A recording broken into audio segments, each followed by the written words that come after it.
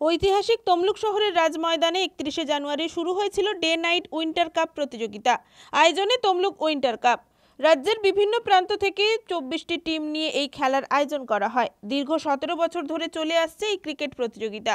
2রা ফেব্রুয়ারি রাত্রে এই খেলার ফাইনাল অনুষ্ঠিত হয়। খেলায় চ্যাম্পিয়ন হয় আরিফ দ্বীপ এন্টারপ্রাইজ এবং রানার্স হয় মা কল্পনা এন্টারপ্রাইজ।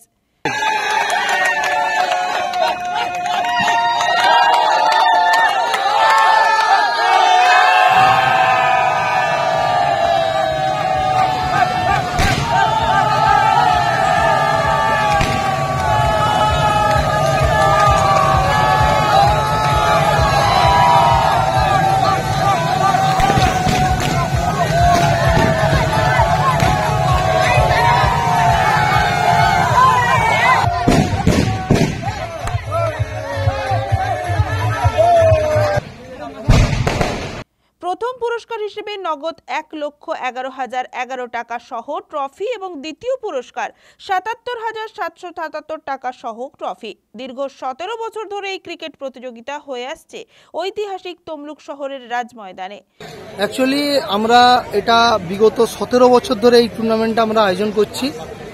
আজকে আমরা টুর্নামেন্টটা শুরু করেছিলাম খুব ছোটভাবে, 3 থেকে 4 জন বন্ধু মিলে। আজ আমরা এই টুর্নামেন্টটা একটা এক্সট্রিম পর্যায়ে এবং একটা উঁচু লেভেলে আমরা নিয়ে যেতে পেরেছি। তার কারণ তমলুকবাসীর জন্য, তমলুকবাসীর আবেগ এবং উদ্দীপনার জন্য, তমলুক প্রেমী যারা ক্রিকেট প্রেমিক দর্শক রয়েছে তাদের জন্য।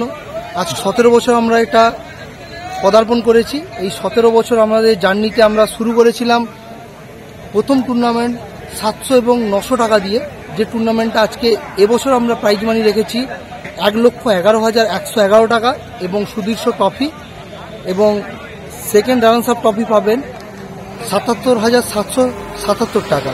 তো এটা সম্ভব হয়েছে কেবলমাত্র তমলুক প্রেমিক ক্রীড়া প্রেমিকদের জন্য। শুধু তমলুক শহর নয়, খেলা দেখতে প্রতিদিন ময়দানে ভিড় জমিয়েছে জেলার বিভিন্ন প্রান্তের ক্রিকেট প্রেমী মানুষেরা।